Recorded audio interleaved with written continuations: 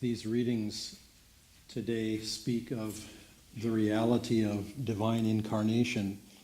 And in this world, we don't typically think of seeing an avatar ourselves. Avatars are distant figures in history, and yet even in our own times, one of them lived, Yogananda, Swamiji, our Swami Kriyananda, that a number of us here met and in some cases interacted with quite closely, knew him and lived with him and got to observe in close proximity what it's like to be around a being that is evolved to that degree. But I wanted to highlight for us here and now, what can we do to attract the awareness, the presence, the energy and awakening of an avatar? And in the Bible or in the Christian tradition is the saying, pray unceasingly. And we may think, well, okay, fine. How am I going to pray unceasingly? But if you think of, you have your back is out, your neck is out, your knee really hurts because you twisted your ankle or did something. There's this pain. There's this constant pain that's going on. And it's at the forefront of your mind. It's in the background of your mind. If it's bad enough, it's potentially in your mind even when you're asleep. You're sort of aware of this ongoing thing that's happening. Well, in a sense, we all live that pain, whether it's in our physical body or not, because there's a potential we have not accessed yet in ourselves. And that potential is always waiting for us. And we call to life with a prayer from our hearts. The Festival of Light that we practice every week at the end of our service addresses this. A call of love went up from earth and you responded. A ray of your light flashed out from the heart of infinity. And it goes on to describe an avatar comes into this world when there is sufficient call for that. Because God does not impose. If we're willing to go blundering on in ignorance, then it's, play on is sort of the message. If you want to play in the mud, play in the mud. It's okay. It's your universe. It's your world. Play how you like. But when we call, God does respond. Now, the catch is that we have to call from our hearts. And that call has to be sincere, and it has to, we in a sense, what we really have to do is we have to convince ourselves of the completeness of that call, the dedication of that call. There's a saying of Yogananda that is sweet and poignant at the same time. He said, God does not mind your faults. He minds your indifference. And if we think of, and I would say most of us would tend to put that in reverse order. We mind our faults. We think, oh my God, I can't believe I screwed that up again. I can't believe I got upset at so-and-so or whatever situation came up. I can't believe I sort of failed the test again.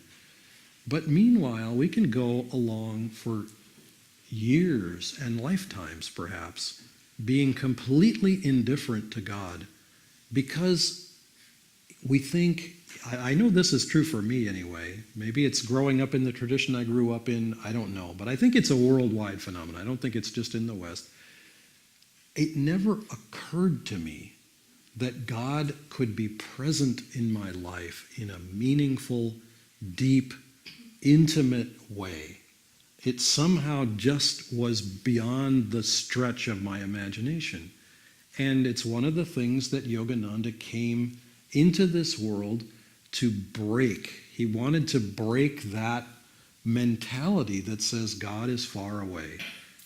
He's up on the ceiling of the Sistine Chapel, and he's reaching out, and man's finger is reaching towards the finger, and they don't quite touch, but but it's far away, and we won't know until we die, and it's like always in the distance somewhere. And Yogananda came to say, no, he's here and he's now. Learn to live that presence. And it struck me, growing up and being slowly exposed to Eastern spirituality, one of the things that challenged me is the notion that it's sort of the messages we get from the East. Some of this is translation, the way the words get translated, but an uncle of mine was a devotee of an Indian master, and that master said, or it was said of that master, he is the avatar of the age. And, and then so-and-so other one is the avatar of the age. And it was just like, well, make up your minds. Come on. I mean, how can they all be the avatar of the age? And what struck me, though, later on, living these principles, living these teachings, and being around Swamiji, is that there was a certain urgency to what he did. And we experienced it, Nirmala and I experienced it very particularly in the work that we did with him, from Crystal Clarity Publishers, the books that he was writing and the music that he was recording, on through our lives with him in India when we lived with him for many years in India. Now, this was getting towards the last chapters of his life, so perhaps we could think of it in terms of, okay, well, he knew he only had so many years, he only had so many hours with us. We had to get it done. There was an urgency around, do it today, do it now. But in reflecting on this, what struck me more is that Swamiji, and I'm sure this is so with Master, Swamiji was fully present in this moment. Whatever this moment brought, he was present in it. He was not, which is not to say that he didn't plan for the future, which is not to say that he didn't make plans and create agendas for the future, but it always stayed now. It always stayed here. And it reminded me, this may sound like a strange analogy, but it reminded me of the exercise that I did when I was a freshman in high school. There was a kind of an unwritten rule. If you were going to join the freshman basketball team, you had to be able to spin the basketball on your finger. So, you take the ball and you spin it and you hold it on your finger and you keep spinning it, keep it going. Then you get creative, you move it around under the leg and around the back, you throw it up over your shoulder and catch it, throw it in the back, all of those things. That was sort of extra credit. But if you couldn't spin the basketball on your finger, yeah, technically you could make the team, but it was sort of like, oh, come on, he can't even spin the ball on his finger. Well, okay, how does this correlate to now? When you spin, if you just pick up a basketball and try to hold it on your finger, not going to happen. It's just going to wobble off and go down on the ground. You start to spin it, and there's a rotation, and there's a core, there's a spine, there's a center, there's an axis, like the Earth has an axis, and it's spinning on that axis. There's a magnetism to it, and this is centrifugal force, and if you ever had a gyroscope as a kid, you could see that, and you could, we would try to push the gyroscope over, and you could feel it was resisting. It was that momentum would resist your pushing at it. Well, the same thing with the basketball, the same thing with the bicycle. There's a momentum, and it stays upright. In living in the now, there is a magnetism to now. And living with Swamiji, and particularly in the first days that we were in India, the first years that we were in India with him, we had a mountain to move of consciousness. We had an organization to build, we had houses to furnish, we used to joke with each other and with others, there's nothing that we don't have to do. We really had everything to do and more. And it could have been so overwhelming as to be just crazy making. But living in the moment was like spinning that basketball on your finger. Once it's spinning, it's spinning. Yeah, okay, it'll slow down after 10 or 20 or 30 seconds. And you tap it a couple of times and it gets back up to speed. Swamiji in the moment could look to every situation that was happening, and he could make a little adjustment there. He could make a suggestion here. He could tug on some people, draw a meeting together, energize something, and keep that moving. He could keep 20, 30, 100 projects going at the same, which is sort of like so many basketballs spinning on so many fingers or plates or mayonnaise jars or whatever. He could just keep it going. And, you know, if we were to try to do it from the outside, it would have been like spinning on the outside of that basketball, and you just get flung off. It's just, you can't get there from here.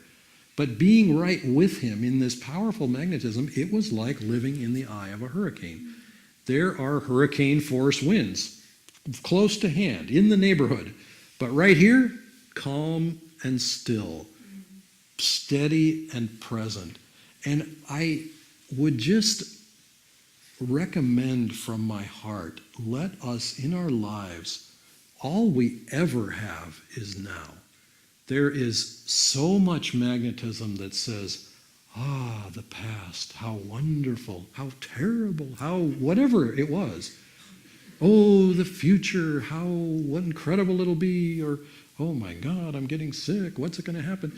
You know, we can try to live in the past or try to live in the future, try to live in the satisfaction or the regret of either direction, but we can never affect either of them except from now, from right now. And this was the urgency that Swamiji exercised, and it wasn't, urgency might sound like there's an arm-twisting pressure, but really it was just, he was absolutely committed to whatever he was doing. That was what it represented. Of course, he was extremely enthusiastic about whatever he was doing, which of course drew people in because then they would get enthusiastic and go on with it.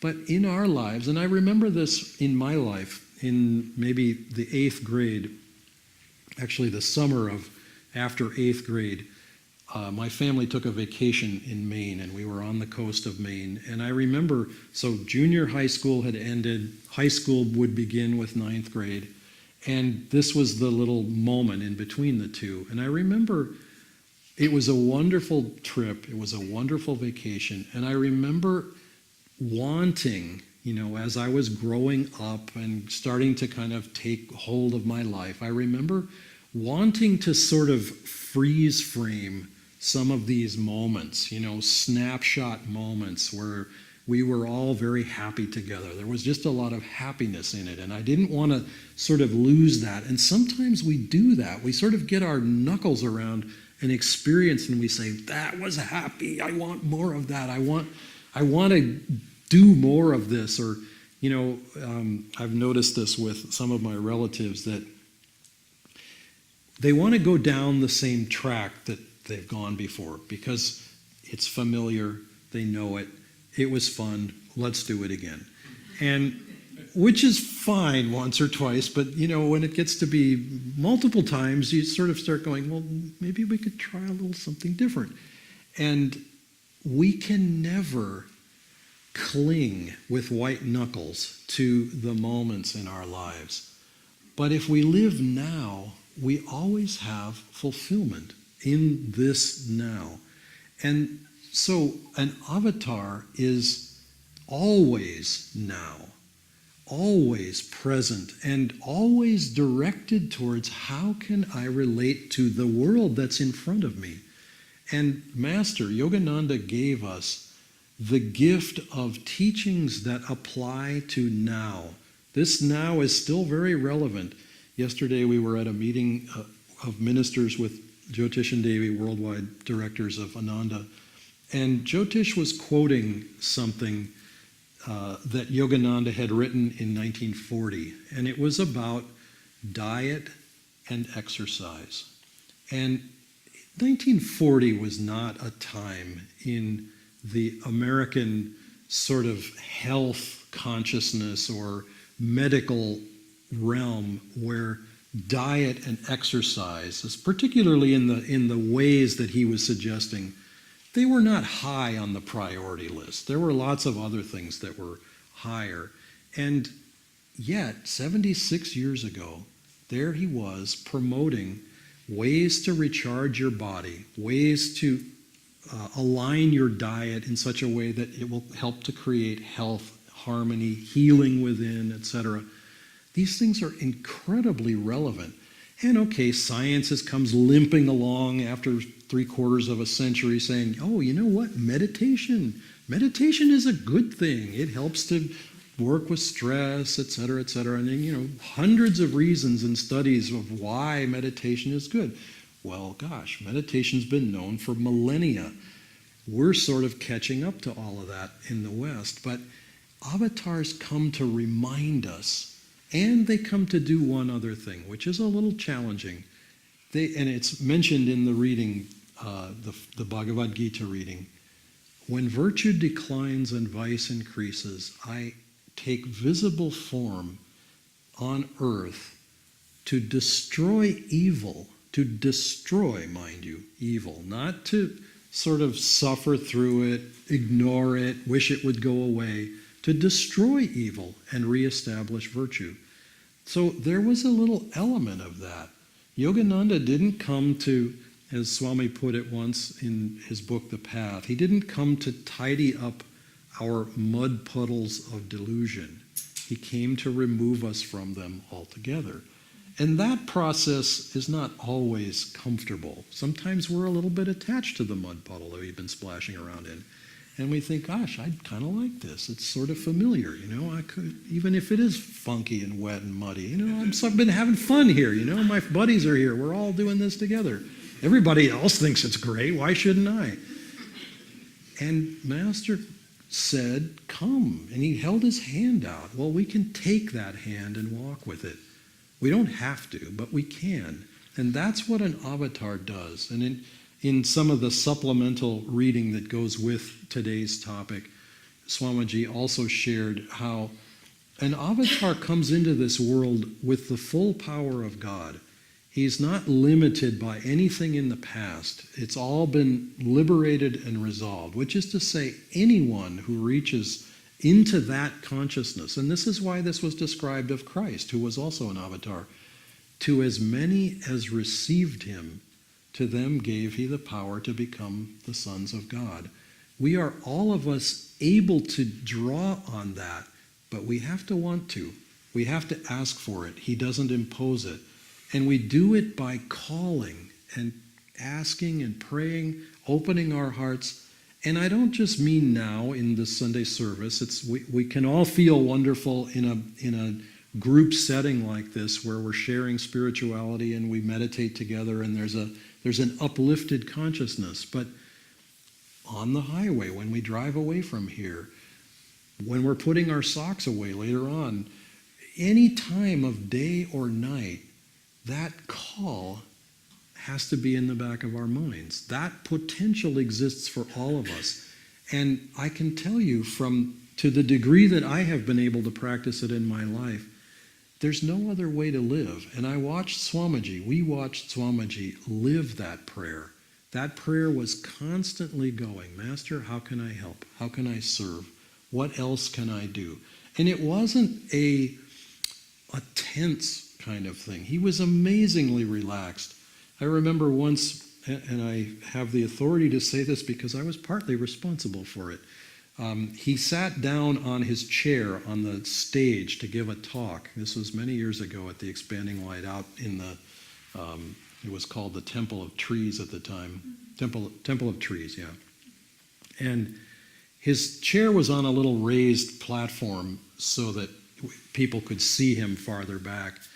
And unbeknownst to us, the chair was near the back of the platform. Well, he sat down on the chair went off the back of the platform, and he did a somersault and landed on his feet. He landed on his knees. I mean, he was on the, kneeling on the ground, and he popped up like a jack-in-the-box.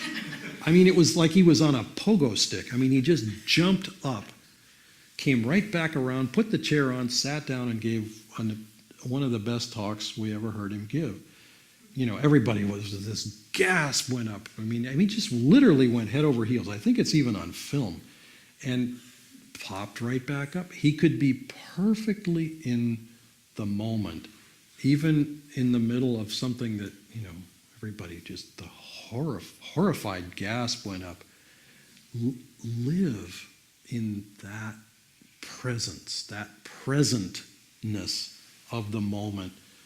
And the prayer of your heart can go all the time, more and more and more deeply. And God will respond more and more completely as our heart opens to be able to receive that response.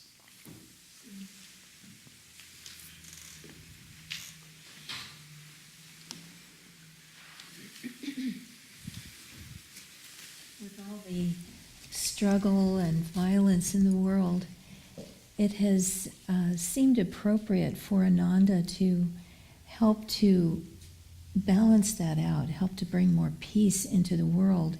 And so as all Ananda initiative, all the meditation groups, all the colonies in all the different countries, we're getting together to practice Master's peace and harmony prayer. And I have several copies here that you can come and get one from me afterwards and take this home with you. This prayer of Master's was originally designed by him to help with interpersonal conflict. If you weren't getting along with a coworker or a spouse or a family member or a friend, you could do this peace and harmony prayer, and it would help you to feel more harmony and more understanding around what the conflict was. And you can certainly still do it in that way. The way it works is that you just simply close your eyes and visualize the person that you are having a problem with, see them surrounded in divine light, and then repeat, Lord, fill this person, say their name or this situation, with peace and harmony, peace and harmony. And you repeat this consciously while visualizing for about a minute when you're doing this for a person. And then the second part is to say, visualize yourself in divine light, focus at the spiritual eye, and say, Lord, fill me with peace and harmony, for about 15 seconds. So that's how you do it if you want to do this for another person or situation in your life. For this initiative here, Worldwide Ananda, the way we want to do it is to say, Lord, fill the world with peace and harmony, peace and harmony. Repeat that 10 times, and then say, Lord, fill me with peace and harmony, for 3 times. So we will practice this at the end of the Festival of Light, just before we chant Om together. So it's a very powerful thing. And devotees of Master who have used this prayer have said that if you do this, you will feel great healing on all levels, spiritual, mental, physical healing. It's very powerful. It's been used since the time of Master for these sorts of problems. And this situation in the world, the more we read about it, the more we see things that are happening, it's very, very difficult, and it just seems to be heating up. So I think it's important that all of us join our energies together. It's very powerful, this prayer energy. It's very, very dynamic and magnetic. And if we share in it, it's a synergy. It's not just the sum of the individual parts, but it's a much greater sum of energy. And eventually, what we want to do at Ananda is figure out a way that it's happening continuously all over the planet. But that'll take a little bit of work. So for now, we'll just do it. Also, I wanted to share with you that Dharmadas and I are going to be gone for 2 weeks. We are going to be visiting India. Many of you know that we lived there for 9 years and had our lives there. We had many friends, and we traveled extensively all over India. We started quite a few meditation groups. Some of them are still going strong. And do I have time to tell you one story? Okay. When Dharmadas, I spent a lot of time just staying around Swami, but I did travel quite a bit too. But this one time, Dharmadas went out to Bangalore by himself.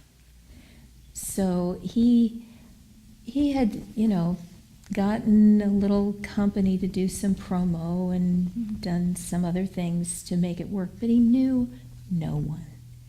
So, big, tall, red-haired American guy going into a new city in India where he knew no one, and he gave all these programs. Well, they were amazingly well attended, but the venue was really small. So Dharmadas gave a whole day's seminar with about this much room around him. He couldn't move. People were packed in there. And if any of you are familiar with P.G. Wodehouse, there's a funny story about this guy named Bingo Little who wrote a play, who directed the play, who sang in the play, who wrote all the music for the play, who acted in the play.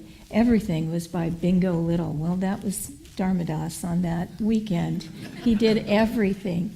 Played the harmonium, taught meditation, taught energization, talked to people afterwards, sold the books, did everything. The core group still going in Bangalore after all these 15 years are still those people who came. And they're still so moved to tell that story over and over again, how Dharmadas came and shared with them. We can share this vibration of Master through this prayer. And it's really our joy and also our responsibility to give out that message of love and blessing and peace wherever we go. So let's make it a point of doing this prayer together and putting our hearts into it. So often I've looked at the situation in the world and just felt hopeless. What can one little person do to clean up the ocean or, save animals from extinction? All these refugees, how can I help? What can I do? Well, you can pray. And that prayer energy does help. It's a tremendous blessing in this world.